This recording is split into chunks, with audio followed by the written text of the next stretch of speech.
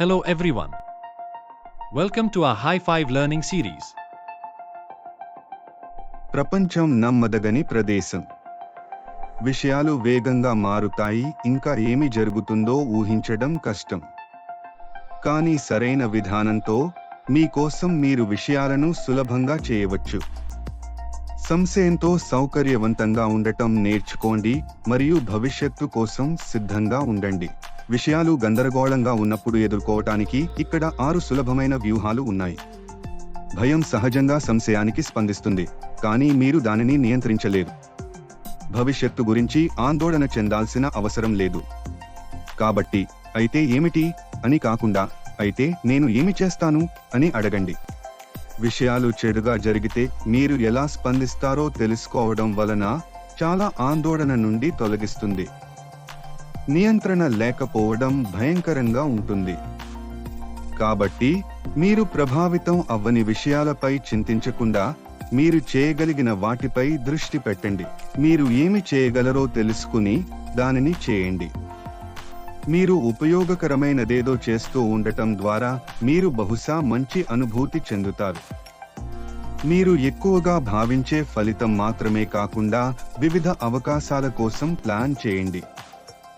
ఆకస్మిక పరిస్థితులను రూపొందించండి, తద్వారా ఏది జరిగినా తర్వాత వచ్చే వాటిని ఎదుర్కోవడానికి మీరు పటిష్టమైన స్థితిలో ఉంటారు. చురుకైన వ్యక్తిగా ఉండటం అంటే మీరు విభిన్న అవసరాలకు త్వరగా స్పందించగలరు లేదా మారుతున్న పరిస్థితులకు అనుగుణంగా మారగలరు. కొత్త నైపుణ్యాలను అభివృద్ధి చేయడం గురించి ఆలోచించండి.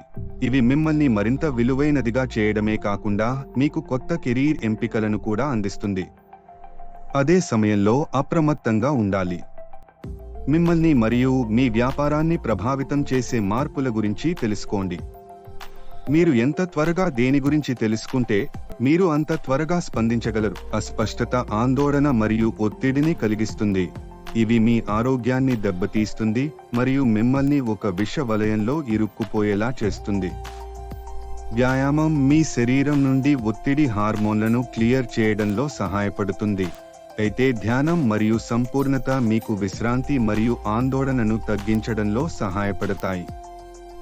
నమ్మకమైన వ్యక్తితో మాట్లాడటం కూడా మీ దృష్టిని పొందడంలో సహాయపడుతుంది. ఒకరు చెప్పిన సమస్య 2 భాగాలు అవుతుంది. తెలియని సమయాల్లో అసంతృప్తి మరియు ఒత్తిడికి ప్రధాన కారణాలలో ఒకటి మనం విషయాలు ఎలా ఉండాలి అనే దానితో పోల్చడం. అయితే ఎవరి ప్రకారం అని మీరే ప్రశ్నించుకోండి. తరచుగా సమాధానం ఎవరూ కాదు. లక్ష్యాలు ఉండటం ఎప్పుడూ మంచిది, కానీ వాటిని మీ ఆశలుగా మార్చండి, మీ అంచనాలు కాదు. మీరు అనిశ్చితిని ఎలా ఉందో అంగీకరించగలిగితే వివిధ ఫలితాల కోసం మిమ్మల్ని మీరు సిద్ధం చేసుకోండి. మీ ఆందోళనలను నేరుగా ఎదుర్కొంటూ మరియు మీ వ్యక్తిగత ఒత్తిడి స్థాయిలను నిర్వహించగలిగితే మీరు ఆసక్తికరమైన సమయాల్లో మరింత మెరుగ్గా ఎదుర్కొంటారు. మరియు ఆశించదగినట్లు మీరు ఎదురు చేసే ఏదైనా పరిష్కరించగలిగే స్థితిలో మీను పెట్టుకోగలుగుతారు. Thank you for watching the High 5 Learning Series.